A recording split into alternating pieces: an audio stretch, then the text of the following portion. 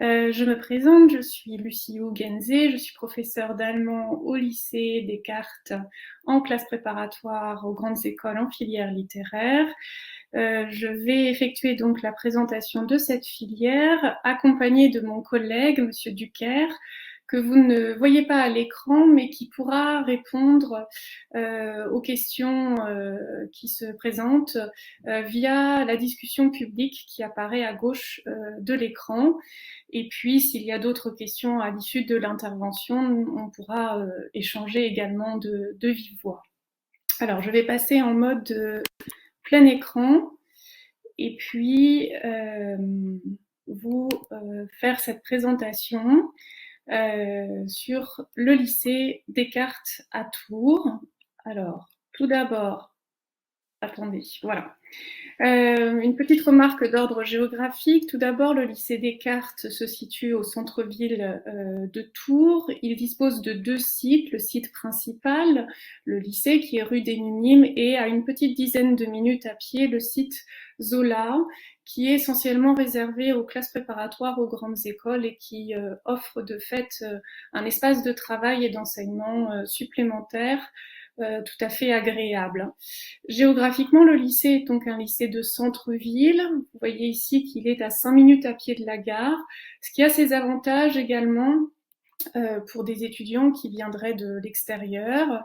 Et puis, un lycée de centre-ville, cela veut dire que quand on est interne externé, quand on a une chambre en dehors de l'internat, pour ceux qui ne peuvent obtenir de place à l'internat, eh bien, on bénéficie de tous les avantages du centre-ville. Et notamment, j'y reviendrai, mais de l'accès à la bibliothèque universitaire de la plupart des facultés de lettres et sciences humaines qui sont regroupées en centre-ville. Alors, tout d'abord, je ne sais pas quelles sont vos connaissances des classes préparatoires aux grandes écoles, mais avant de présenter plus spécifiquement la filière littéraire, une petite remarque, enfin quelques remarques générales sur ce qu'est une classe préparatoire aux grandes écoles. La spécificité première est la suivante, c'est qu'il s'agit de 2 années de formation après le baccalauréat qui sont pluridisciplinaires. C'est-à-dire qu'il existe différentes filières, économiques et sociales, scientifiques et littéraires, donc, mais au sein de ces filières sont encore dispensées plusieurs matières, plusieurs disciplines en lien avec cette orientation principale. Et c'est là l'une des composantes essentielles de la classe préparatoire aux grandes écoles, cet éventail des matières qui sont enseignées.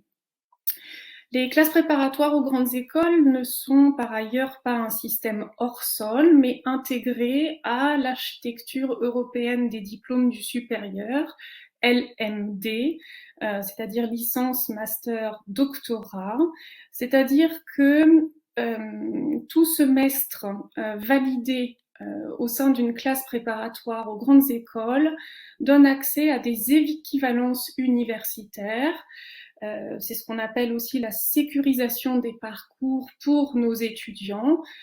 Pour le dire de façon un petit peu triviale, des années de prépa ne sont jamais des années de perdues, puisque pour peu que les résultats des étudiants en classe préparatoire aux grandes écoles soient satisfaisants et que l'investissement dans le travail et le sérieux soient notés, eh bien les étudiants obtiennent des équivalences dans la matière de leur choix, matière parmi celles enseignées en classe préparatoire.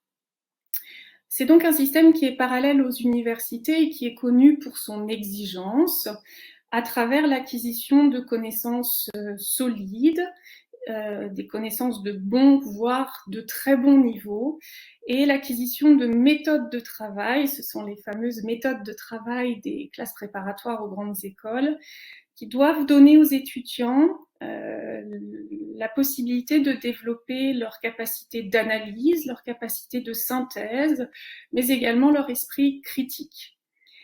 Alors, au vu de cette pluridisciplinarité et puis de cette exigence des classes préparatoires aux grandes écoles, le recrutement qui est le nôtre est celui de bons élèves, dont le profil est équilibré, puisque, encore une fois, plusieurs matières sont enseignées, et puis des étudiants que l'on souhaite curieux, motivés, et puis en filière littéraire, plus spécifiquement, qui aiment lire. La lecture étant l'une des activités essentielles quand on est en filière littéraire, en filière hippocagne et cagne. Alors, je vais revenir sur cette terminologie d'hippocagne et de cagne. Juste avant, une dernière remarque. Contrairement à certaines structures universitaires où les étudiants se retrouvent dans des amphithéâtres parfois bien remplis, l'un des derniers critères que je souhaitais mentionner ici d'une classe préparatoire aux grandes écoles est son encadrement rapproché des étudiants, puisque vous êtes les étudiants sont dans des classes, des promotions de maximum 48 élèves, ce qui finalement n'est pas si éloigné du lycée, ce qui permet de fait un suivi réel, régulier, certes dans un cadre auquel les étudiants doivent s'intégrer, mais un suivi personnalisé, pour ne pas dire parfois individualisé. Alors, une prépa littéraire, c'est souvent la question que l'on se pose, et c'est bien normal. Pourquoi faire? Quels sont les débouchés? La première année de prépa littéraire s'appelle l'hippocagne, la deuxième année s'appelle la cagne. Vous voyez ici que figure deuxième ou troisième année, parce qu'il est possible de doubler la deuxième année, donc la cagne, pas la première. L'hippocagne ne se double pas. Mais la deuxième année peut faire l'objet d'un doublement pour obtenir un autre concours ou de meilleurs résultats au concours que lors de la première année. Ce sont donc 2 années de formation pluridisciplinaire. C'est donc en deuxième année qu'ont lieu les concours. Des concours qui, par le biais de ce qu'on appelle la banque d'épreuves littéraires, la BEL, vous donne accès ensuite à des écoles dont vous voyez la palette ici qui s'est extrêmement diversifiée depuis plusieurs années. Vous passez donc un seul concours, les étudiants passent un seul concours qui ouvre les portes, enfin les modalités d'accès aux oraux d'écoles aussi variées que les ENS. Alors les ENS, c'est la vocation première des écoles, des classes préparatoires aux grandes écoles, filières écoles extrêmement sélectives et qui font la renommée traditionnellement des classes préparatoires aux grandes écoles. Dans ces écoles, on se destine à des carrières de l'enseignement et de la recherche, mais vous voyez qu'il existe également des écoles de commerce et de management regroupées dans des banques qu'on appelle la BCE et CRICOM, et puis il y a la banque IENA également. L'école militaire de Saint-Cyr, des écoles pour se destiner à des carrières de bibliothécaire ou pour travailler en tant que conservateur dans un musée, des langues étrangères avec des écoles de traduction, d'interprétariat, de communication interculturelle que sont l'ESIT et l'ISIT, une école de communication et de médias comme le CELSA, et puis les IEP et Sciences Po que l'on peut intégrer, alors ici sans rentrer trop dans le détail, par concours ou bien, comme vous le voyez ici, par le biais de conventions, de partenariats, et le lycée Descartes est conventionné avec les IEP de Rennes, Bordeaux et avec l'ISIT, dont je parlais tout à l'heure, une école d'interprétariat et de traduction. Qu'est-ce que cela veut dire? Cela veut dire que ce sont des modalités d'accès à ces écoles privilégiées, en quelque sorte, puisque nous envoyons des étudiants selon un classement que nous effectuons, mais qui leur permet d'être dispensés des épreuves écrites, et les étudiants de chez nous sont reçus directement pour l'oral, l'entretien. Bien. Voilà un aperçu des débouchés et des écoles auxquelles prépare la filière littéraire. Une petite présentation des intégrations des résultats du lycée Descartes pour l'année précédente, donc en 2022. On retrouve les écoles que je mentionnais à l'instant, donc avec de très bons résultats aux écoles normales supérieures. On retrouve Saint-Cyr et Lisites, des admissions à l'université, admission à l'université en L3 ou bien en M1, c'est-à-dire en Master 1. Alors, je le disais tout à l'heure, à partir du moment où le travail est sérieux et les résultats sont satisfaisants, les élèves ont la possibilité donc d'obtenir une équivalence universitaire qui leur permet donc de réintégrer à l'issue de 2 années l'université en licence 3, hein, donc de valider 2 années de licence et de débuter en licence 3, ou bien quand on double sa 2e année, donc quand on est ce qu'on appelle cube, d'intégrer des universités ou d'autres écoles, on le voit pour le NS de Lyon ici, directement en Master 1. Via la convention, donc 3 étudiants ont été reçus, et puis les écoles de commerce qui ont fait l'objet également d'intégration cette année de nos étudiants. Alors un petit peu à plus long terme, on parlait de débouchés. Alors quelques années après, que sont devenus les anciens de Descartes? Vous voyez que ce sont des débouchés. Je vais faire défiler quelques diapos là qui vous permettront de voir un petit peu la diversité des profils des étudiants. Vous voyez que ce sont des débouchés auxquels on ne songe pas nécessairement quand on arrive en Hippocagne, mais qui sont très variés. Donc communication, enseignement, youtubeur même. Une étudiante qui s'était spécialisée en histoire-géographie et qui travaille actuellement en tant que cartographe au journal Le Monde, donc le journalisme. Journalisme également pour cette étudiante qui actuellement travaille à France Télévisions pour l'émission C'est dans l'air. Donc vous voyez une palette qui est assez variée. De nouveau, un étudiant qui avait fait la spécialité géographie et qui se destine aux carrières de la haute fonction publique. Et puis un témoignage un petit peu plus récent d'une étudiante qui a intégré l'Hippocagne en 2019 et qui fait part cette fois-ci de son vécu au sein de la classe prépa, de son ressenti. Alors le rythme de travail est intense, effectivement, et ça je crois qu'il faut insister dessus. Ce sont des années de travail, effectivement, mais en même temps, elle insiste sur le fait que cela a été pour elle une très bonne expérience, une stimulation qui est évoquée également, stimulation, émulation, loin de la concurrence déloyale qui colle parfois à l'image des classes préparatoires. Le lycée Descartes, de ce point de vue-là, offre un cadre d'études où l'ambiance générale est très conviviale entre les étudiants, des expériences donc très riches humainement, évoque-t-elle.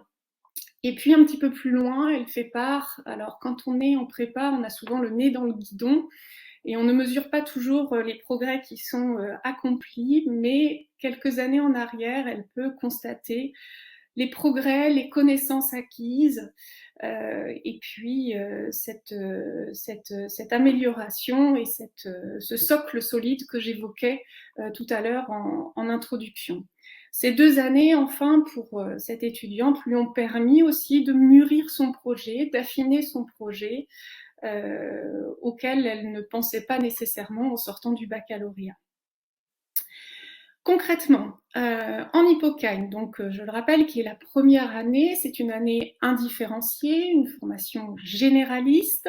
Voici ce que cela donne en termes de discipline enseignée et de leur volume hebdomadaire. 5 heures de lettres par semaine, 4 heures de philosophie, 5 heures d'histoire, 1 heure de culture antique, 2 heures de latin ou de grec, La langue vivante 1 devient langue vivante A, mais ça ne change rien, hein, c'est juste le nom qui change. 4 heures.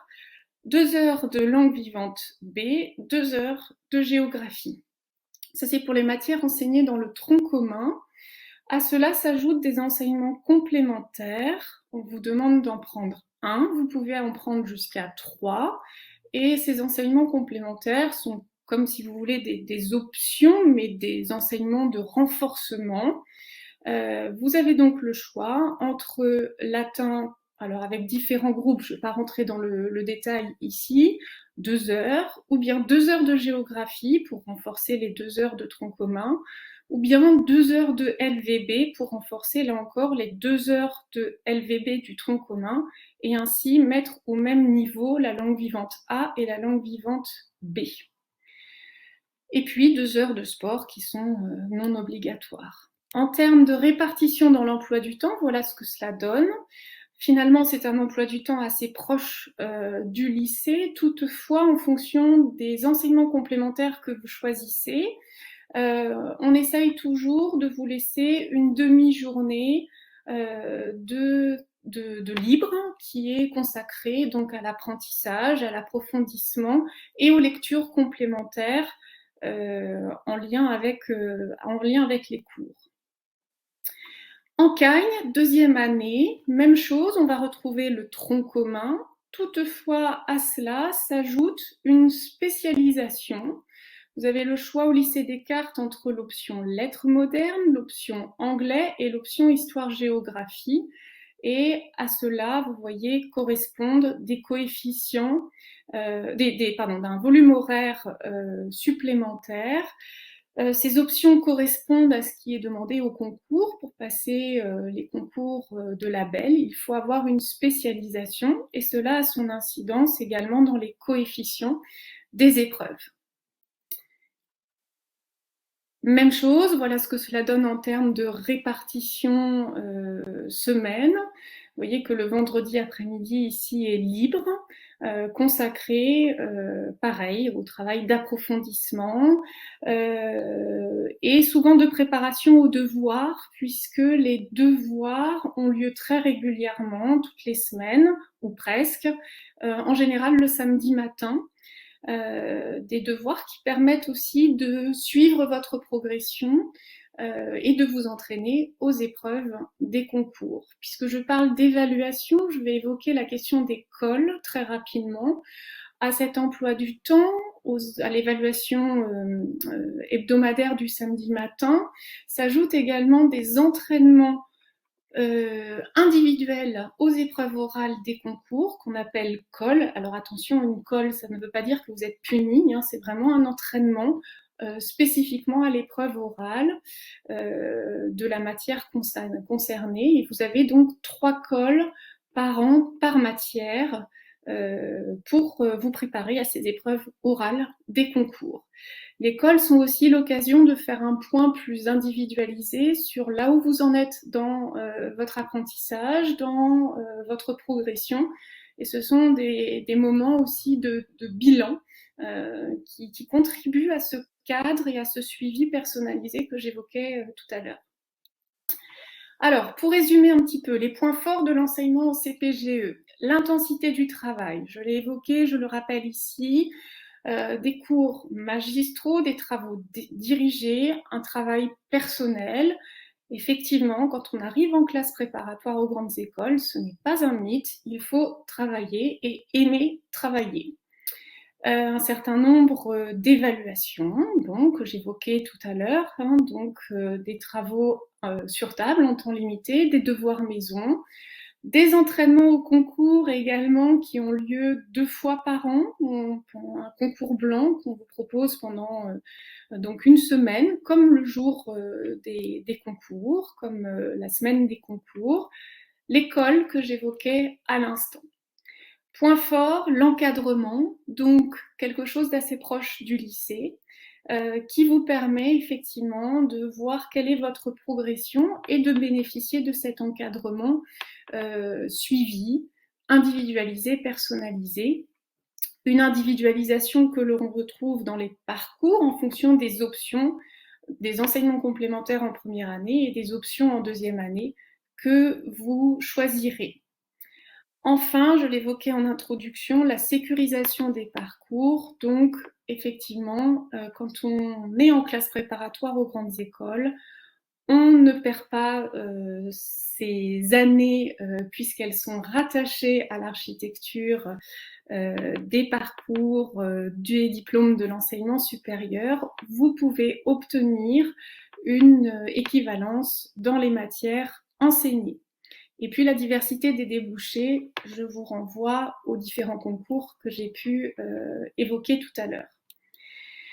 Pour entrer en classe prépa littéraire, il faut donc aimer les disciplines enseignées. Alors on a le droit bien évidemment d'avoir des matières que l'on préfère à d'autres, mais il faut être prêt à travailler dans toutes les matières de façon régulière, de façon soutenue, mais dans un cadre aussi où on est là pour vous accompagner.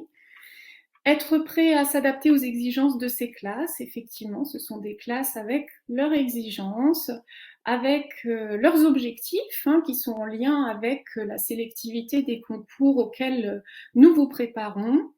Vouloir s'investir, bon, ça va de pair avec ce qui vient d'être dit, et présenter un assez bon dossier, voire un très bon dossier, mais contrairement à une idée reçue, les étudiants que nous recrutons ne sont pas seulement les premiers de la classe, pour employer une expression un peu toute faite. Au contraire, je vais y revenir après, il n'y a pas que des excellents dossiers en prépa, d'autres critères entrent en ligne de compte. Je vais y revenir très rapidement. Juste avant, vous voyez que en Hippocagne sont organisés très régulièrement des voyages. Là, il s'agit du voyage qui avait été organisé à Naples en 2019, un voyage d'études avec des travaux attenants. Bon, pour raison de Covid, les voyages ont été suspendus, mais l'année dernière, les étudiants sont retournés en Italie, où ils ont pu et effectivement travailler dans différentes matières sur le terrain et préparer dans la suite de ce voyage des exposés et des petits travaux de recherche en lien avec ce qu'ils avaient pu découvrir in situ. Aspect important, le lycée dispose d'un internat qui est juste à côté du lycée. Et le SELF propose différentes formules. On peut être demi-pensionnaire, on peut être interne, quand on est à l'internat, c'est le cas, mais comme je l'évoquais tout à l'heure, lorsqu'on a une chambre en dehors du lycée ou un studio en dehors du lycée, un hébergement autre, on peut être aussi interne externé, c'est-à-dire pouvoir prendre l'intégralité de ses repas, petit déjeuner y compris, au lycée. Ça, c'est un élément auquel il faut réfléchir aussi dans le cadre de sa candidature pour le supérieur. Alors, comment ça se passe pour entrer au lycée Descartes en filière littéraire? Nous recrutons des lycéens, quelle que soit leur spécialité, et j'insiste là-dessus, il n'y a pas de spécialité absolument requise, il s'agit plutôt de bon sens et d'être cohérent dans ses choix par rapport aux spécialités pour lesquelles vous optez en première et en terminale, mais l'objectif numéro 1 est d'avoir un baccalauréat général, quelles que soient les spécialités que vous prenez en première et en terminale. Donc c'est ce qui est évoqué ici. Quels que soient vos choix au lycée, vous pouvez être reçu, admis en classe préparatoire littéraire, filière littéraire. Il faut toutefois avoir de bons résultats dans les matières littéraires, bien évidemment. Pour ce faire, déposer sa candidature sur Parcoursup. Alors on est en plein dans la période à l'heure actuelle. Et pour les étudiants qui viendraient d'un petit peu plus loin, pensez à faire une candidature avec ou sans internat, pour ceux qui souhaiteraient avoir une place en internat, parce que les places à l'internat peuvent être parfois chères, et de fait, si vous n'obtenez pas de place à l'internat, votre candidature est annulée.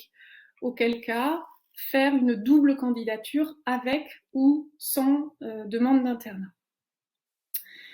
Comment ça se passe? Une commission se réunit pour sélectionner les dossiers qui sont donc constitués des bulletins de première, des 2 premiers et des bulletins des 2 premiers trimestres de terminale, ainsi que vos résultats aux épreuves anticipées du baccalauréat.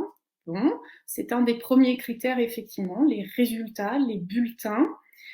La sélection se fait donc sur ce dossier en fonction des notes obtenues, mais également les appréciations des professeurs, le classement du candidat par rapport à sa classe.